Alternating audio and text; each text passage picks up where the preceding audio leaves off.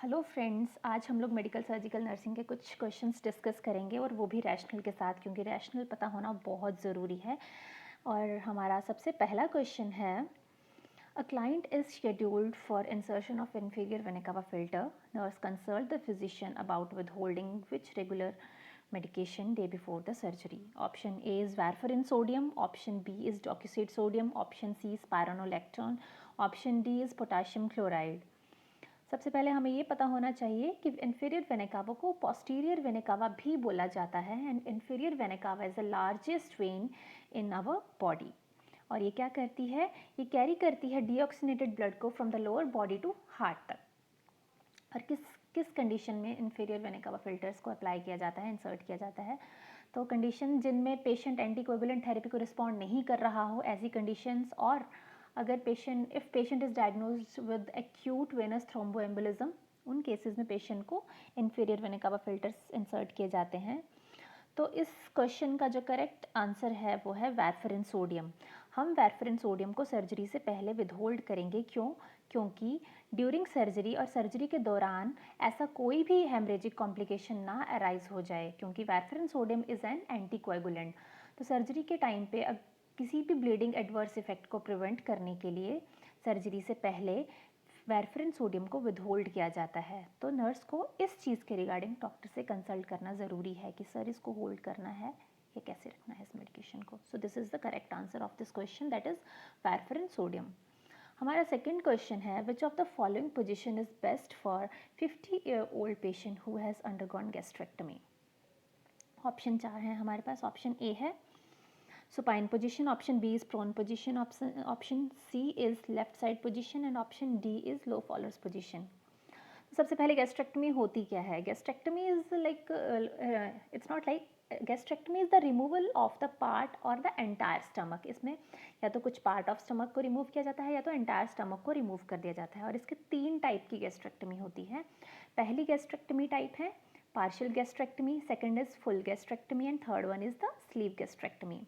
तो partial gastrectomy में क्या करते हैं कि स्टमक के कुछ पार्ट को रिमूव किया जाता है, तो इसमें usually lower part of the stomach को रिमूव करते हैं। और फुल गैस्ट्रेक्टमी में क्या करते हैं, एंटायर स्टमक को रिमूव किया जाता है। और स्लीव गैस्ट्रेक्टमी में left side of the stomach को रिमूव किया जाता है। तो इस क्वेश्चन का जो करेक्ट आंसर है वो है option D, that is the low Fowler's position. By low Fowler's position, and low Fowler's position होती कैसी है? इसमें जो पेशेंट का हेड एंड है उसको एलिवेट किया जाता है, इंक्लाइन किया जाता है। कितने एंगल पे? 15 to 30 डिग्री एंगल पे। इस पोजीशन का फ़ायदा ये है कि ये हेल्प करता है पेशेंट को उसके एब्डोमिनल मसल्स को रिलैक्स करने में, और रेस्पिरेटरी मसल्स को भी इजीली हो जाता है। मतलब रेस्पिरेटरी मसल्स को भी कोई डिफ़िकल्टी नहीं होती है सांस लेने में। जब पेशेंट सांस लेगा या सांस छोड़ेगा उस वक्त रेस्पिरेटरी मसल्स में भी कोई प्रॉब्लम नहीं होती है। So in order to ease the respiratory functions we are preferably giving this low Fowler's position. हमारा नेक्स्ट क्वेश्चन है, a 40 years old female patient undergone thyroidectomy. Which of the following symptom nurse should observe indicating tetany? तो एक patient है, 40 year old female patient है जिसकी thyroidectomy हुई है। तो थायराइडेक्टमी के बाद हम लोगों को पेशेंट को ऑब्जर्व करना है ऐसा कौन सा सिम्टम है जो टेटनी का बताए कि patient is going in tetany और पेशेंट को टेटनी हो रहा है। सो ऑप्शंस हैं हमारे पास। Option A is pain in hands and feet, option B is tingling in fingers, option C is bleeding at surgery site and option D is tension on suture line. So firstly we should know what is thyroidectomy.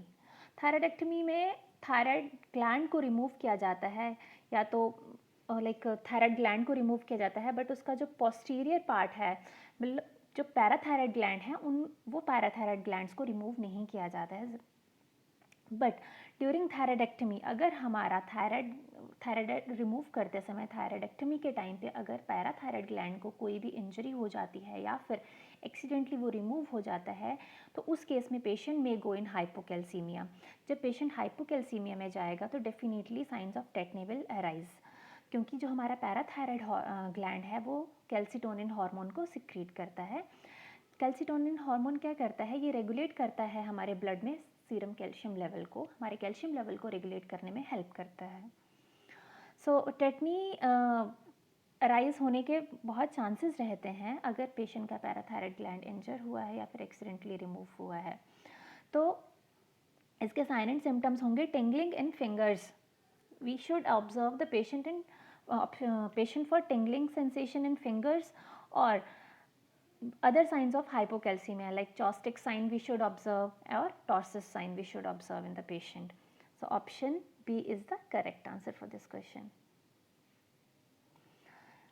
हमारा अगला question है, which of the following is last physiological function client lost during the induction of the anesthesia in operation theatre. Question में ये पूछा गया है कि जब पेशेंट को सर्जरी के टाइम पे एनेस्थीसिया इंड्यूस किया जाता है तो कौन सा ऐसा लास्ट फिजियोलॉजिकल फंक्शन है जो पेशेंट लूज़ करता है, मतलब ऐसा कौन सा फंक्शन है जो लास्ट में, सबसे लास्ट में पेशेंट का वो होता है, जो हमें ऑब्जर्व करना है। सो सबसे पहले हमें एनेस्थीसिया की स्टेजेस का पता होना चाहिए। So basically there are 4 stages. Stage 1 है induction, stage 2 is excitement stage, stage 3 is surgical anaesthesia and stage 4 is overdose phase. Stage 1 में पेशेंट को जब इंड्यूस किया जाता है एनेस्थीसिया तो पेशेंट उसमें बात कर सकता है, पेशेंट रिस्पॉन्ड करता है। जब हम पेशेंट से कुछ पूछते हैं, पेशेंट का नाम वगैरह, तो वो रिस्पॉन्ड करता है। स्टेज 2 है, दैट इज़ एक्साइटमेंट स्टेज। इस स्टेज में क्या होता है, जो पेशेंट का हार्ट रेट है और रेस्पिरेटरी रेट है वो थोड़ा बहुत इरेगुलर होता है। और स्टेज 3 में सर्जिकल एनेस्थीसिया बोला जाता है इसको। इसमें पेशेंट का जो रेस्पिरेटरी थोड़ा सा वो है, वो डिप्रेस होना शुरू हो जाता है, रेस्पिरेटरी डिप्रेशन होता है पेशेंट को, और पेशेंट धीरे धीरे अनकॉन्शियस होने लग जाता है। आई मूवमेंट भी स्लो होने लग जाते हैं, देन आइज़ क्लोज हो जाते हैं पेशेंट के। और जो स्टेज 4 है that is known as overdose stage. इसमें पेशेंट का जो ब्रेन स्टेम है, इस मेडिकली ये इंड्यूस्ड है, ड्रग इंड्यूस्ड है। सो इसमें क्या करते हैं, जो पेशेंट का ब्रेन स्टेम है और मेडुला है वो डिप्रेस हो जाता है, जिसकी वजह से जो पेशेंट का रेस्पिरेशन है, जो नेचुरल रेस्पिरेशन है, वो सीज हो जाता है। इस कंडीशन में हम लोग पेशेंट को जब भी एनेस्थीसिया इंड्यूस करते हैं तो पेशेंट को हम आर्टिफिशियल ऑक्सीजन प्रोवाइड करते हैं थ्रू मैकेनिकल वेंटिलेशन। पेशेंट को इंट्यूबेट किया जाता है in order to prevent the respiratory functions. So हमारा इस क्वेश्चन का जो करेक्ट आंसर है that is respiratory movements. We should observe the patient for the respiratory movements and we need to preserve the respiratory functions also by providing artificial ventilation or mechanical ventilation. So option C is correct for this question. हमारा अगला question है, a 22 years old male patient recently diagnosed with Hodgkin's lymphoma. Nurse should understand that which of the following is not present in Hodgkin's lymphoma. एक 22 साल का बच्चा है, 22 साल का पेशेंट है जिसको हॉजकिंस लिम्फोमा डायग्नोज हुआ है। तो नर्स को पता होना चाहिए इन ऑप्शंस में से कि कौन सा पेशेंट में साइन प्रेजेंट नहीं होगा। सो ऑप्शंस हैं हमारे पास, painless lymph nodes, option B is weight loss, option C is painful lymph nodes and option D is fever. So सबसे पहले हॉजकिंस लिम्फोमा होता क्या है? Hodgkin's lymphoma is a cancer of the lymphatic system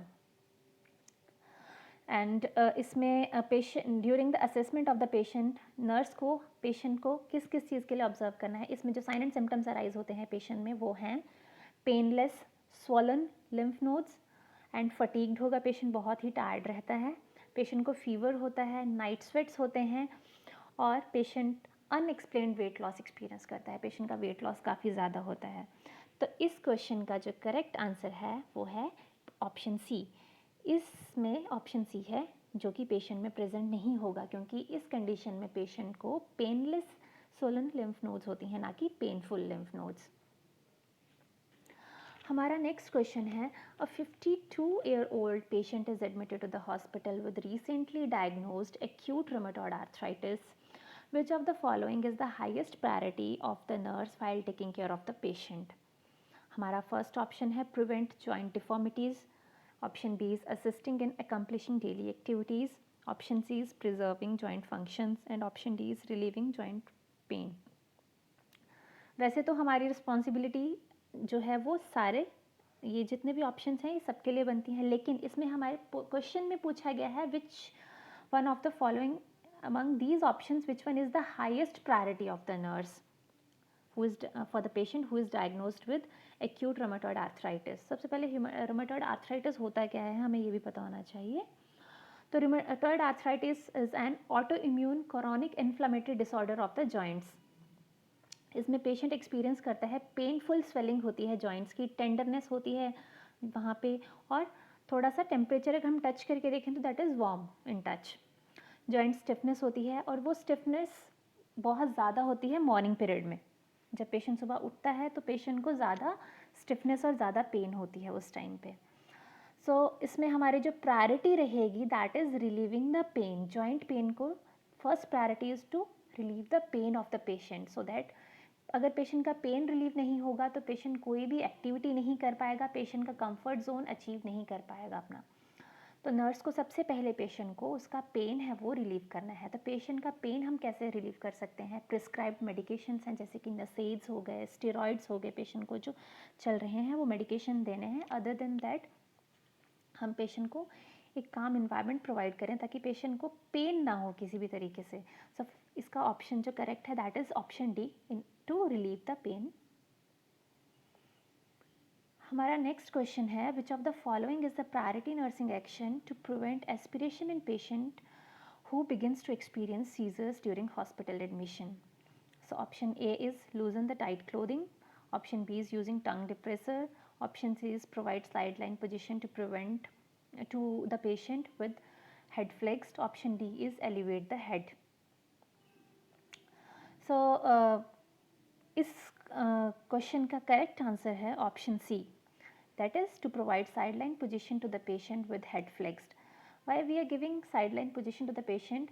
Like in order to prevent aspiration during seizures, nurse should give sideline position to the patient with the head flexed, which will help to prevent the tongue fall, and it will also facilitate the drainage out of the frothy secretion जो patient को उस वक्त बनते हैं मुंह में, वो easily drain out हो जाएंगे अगर हम पेशेंट को साइडलाइन पोजीशन प्रोवाइड करते हैं।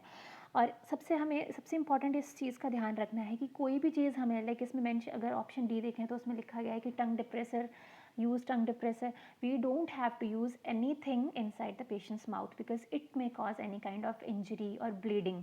अगर पेशेंट को ब्लीडिंग होगा तो पेशेंट को फिर से एस्पिरेशन हो सकता है। तो इन चीज़ों का ध्यान रखना है। तो हमें पोजीशन देनी है पेशेंट को sideline position with head flexed, so that जो एस्पिरेशंस हैं वो इजीली बाहर निकल आए, जितने भी सिक्रेशंस हैं वो बाहर आ सकें। हमारा नेक्स्ट क्वेश्चन है, what is the priority goal of the nurse for the patient who has undergone surgery for retinal detachment? Option A is pain control, option B is provide dark room, option C provide low sodium diet, option D is prevent an increased intraocular pressure. So retinal detachment is an ophthalmic emergency, और इस condition में surgeries जो की जाती हैं वो retinal detachment को cure करने के लिए, that is vitrectomy, then cryosurgeries की जाती हैं, स्क्लेरल बकलिंग की जाती है, और लेज़र सर्जरीज की जाती हैं पेशेंट की, ताकि रेटिनल डिटैचमेंट को प्रिवेंट किया जा सके। सो इसमें प्रायोरिटी हमारी रहेगी, we have to prevent increase of intraocular pressure, because after surgery prevention of intraocular pressure क्यों ज़रूरी है? क्योंकि अगर हमारा इंट्राऑक्यूलर प्रेशर इंक्रीज होगा तो इट में चांसेस आर देयर कि हमारे जो ऑप्टिक नर्व है उसको डैमेज हो जाए, उस पर एक्स्ट्रा प्रेशर एग्जर्ट होगा, और उस प्रेशर की वजह से चांसेस आर देयर कि हमारी जो ऑप्टिक नर्व है वो डैमेज हो सकती है। तो और in case if it remains uncontrolled, जो हमारा इंट्राऑक्यूलर प्रेशर है वो अनकंट्रोल्ड रहता है, हम उसको प्रिवेंट नहीं करते हैं, तो चांसेस आर देयर कि पेशेंट में have permanent vision loss also. So हमारा प्रायोरिटी क्या रहेगा? That is option D, that we need to prevent the increase of intraocular pressure. हमारा नेक्स्ट क्वेश्चन है, a 25 years old patient undergoing hemograph surgery, the nurse should know that heterograft surgery is used to treat burn because it will, option A is debridement of the necrotized tissues, option B is better adherence results, option D is reduce the pain and rapid epithelialization, and option D is minimal scarring on the donor side. तो patient है जिसको Burns के लिए surgery की जा रही है, हेट्रोग्राफ्ट उसमें यूज़ किया जा रहा है, और हेट्रोग्राफ्ट यूज़ क्यों किया जा रहा है नर्स को पता होना चाहिए क्यों, बिकॉज रीज़न क्या है? The graft will cover the nerve endings which will help to reduce the pain और and it will help to regain the skin integrity. तो हमारा ऑप्शन जो सी है that is the correct option, because जो heterograft है ये nerve endings को cover करता है, जिसकी वजह से पेशेंट को पेन भी कम होगा और जो हमारी स्किन है वो इजीली रीगेन करती है अपनी नॉर्मल इंटीग्रिटी को वापस। सो एपिथेलियलाइजेशन भी बहुत जल्दी होता है अगर हम हेट्रोग्राफ्ट यूज़ करते हैं। So option C is correct for this. हमारा नेक्स्ट क्वेश्चन है, a nurse is taking care of the patient who had undergone permanent colostomy and there is no drainage during first 24 hours of the surgery. The nurse should know that, option A है हमारा, why like हमारा जो 24 hours में drain कम क्यों है, nurse को पता होना चाहिए क्यों कम है, because decrease body fluids due to NPO status. Surgery से पहले पेशेंट को जैसे 8 to 12 आवर्स के लिए पेशेंट को, 10 आवर्स के लिए पेशेंट को एनपीओ रखा जाता है, may be just because of patient का ड्रेन आउट नहीं हुआ है, या फिर continuous drainage of nasogastric tube, और ऑप्शन सी है intestinal oedema post surgery, option D है एब्सेंट गैस्ट्रो इंटेस्टाइनल मोटिलिटी। सो इसमें सबसे पहले जो कोलोस्टमी है, कोलोस्टमी होता है क्या है, it is a surgical procedure जिसमें कि एक एंड ऑफ हमारा जो कोलोन का एक एंड है उसको डाइवर्ट किया जाता है और हमारे जो एब्डोमिनल वॉल है उसमें इंसिजन लगा के स्टोमा क्रिएट किया जाता है ताकि वहाँ से जितना भी वेस्ट है वहाँ से पास आउट हो। तो इसके टाइप्स कितने हैं, 3 टाइप की होती है colostomy, and colostomy, double barrel colostomy and loop colostomy. तो इसमें रीज़न क्या है पेशेंट को फर्स्ट 24 आवर्स में कोलोस्टमी में कोई भी ड्रेन आउट क्यों नहीं हो रहा है, it may be because of absent gastrointestinal motility, because due to the effect of anaesthesia as well as analgesia, patient को जो बॉवल एक्टिविटी है वो थोड़ी रिड्यूस हो सकती है फर्स्ट लाइक 24 to 48 आवर्स के लिए, उसके बाद वो धीरे धीरे रीगेन होना स्टार्ट हो जाती है और पेशेंट धीरे धीरे पहले गैस पास करना स्टार्ट करेगा, फ्लेटस पास करेगा पेशेंट, देन धीरे धीरे पेशेंट लिक्विड स्टूल पास करेगा। इनिशियली स्टूल लिक्विड होगा, then gradually thicken, stool thick होता रहेगा as patient start taking orally. Normal diet जब पेशेंट रिज्यूम करेगा तो स्टूल की जो कंसिस्टेंसी होगी वो भी नॉर्मल होना शुरू हो जाएगी। सो ऑप्शन 10 का करेक्ट ऑप्शन है, आंसर है that is D option, absent gastro intestinal mobility in first 24 hours after surgery.